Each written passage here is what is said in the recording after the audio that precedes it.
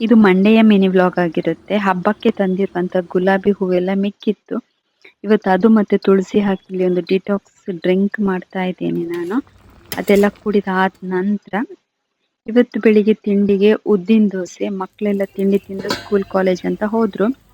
ನಾನು ಇವತ್ತು ಮಾರ್ಕೆಟಿಗೆ ಹೋಗಿದ್ದೆ. ನನಗೆ ಸ್ವಲ್ಪ ಮಾವಿನಕಾಯಿ ಬೇಕಿತ್ತು ಉಪ್ಪಿನಕಾಯಿ ಹಾಕ್ಲಿಕ್ಕೆ ಅಂತೇಳಿ. ಮಾವಿನಕಾಯಿ ಮತ್ತೆ ಇದೊಂದು ಕಾಯಿ ತಂದಿದ್ದೇನೆ. ಇದ್ರ ಹೆಸರು ನನಗೆ ಗೊತ್ತಿಲ್ಲ. ನಮ್ಮ ಭಾಷೆಯಲ್ಲಿ ಕರಂಡೆ ಹುಳಿ ಅಂತ ಏನೋ ಹೇಳ್ತಾರೆ. ಹಬ್ಬಕ್ಕೆ ತಂದಿರುವಂತ ಎಲ್ಲಾ ಫ್ರೂಟ್ಸು ಮಿಕ್ಕಿದೆ. ಇವತ್ತು ಅದನ್ನೇ ಹಾಕಿ ಒಂದು ಕಸ್ಟರ್ಡ್ ಅಥವಾ ಫ್ರೂಟ್ ಸಲಾಡ್ ಏನಾದ್ರು ಮಾಡುವ ಅಂತೇಳಿ ಅದನ್ನ ಮಿಕ್ಸ್ ಮಾಡಿ ಫ್ರಿಡ್ಜ್ ಅಲ್ಲಿ ಇಟ್ಟೆ. ನನ್ನ ಮಗಳಿಗೆ ನಾಳೆನೆ ಸ್ಕೂಲಿಗೆ ಸಾಕ್ಸ್ ಬೇಕಂತ ಹೇಳಿದ್ದು. ಇವಾಗ ನಾವು ರಾತ್ರಿ ಹೋಗ್ತಾ ಇದೀವಿ ಸಾಕ್ಸ್ ತಕೊಂಡ್ ಬರ್ಲಿಕ್ಕೆ ಅಂತ. ಸಾಕ್ಸ್ ಎಲ್ಲ ತಂದಾಯ್ತು. ನಾನು ಇದಕ್ಕೆ ಫ್ರೂಟ್ಸ್ ಡ್ರೈ ಫ್ರೂಟ್ಸ್ ಎಲ್ಲ ಹಾಕಿ ಈ ಫ್ರೂಟ್ ಸಲಾಡ್ ಮಕ್ಕಳಿಗೆ ಕೊಟ್ಟೆ ತಿನ್ಲಿಕ್ಕೆ.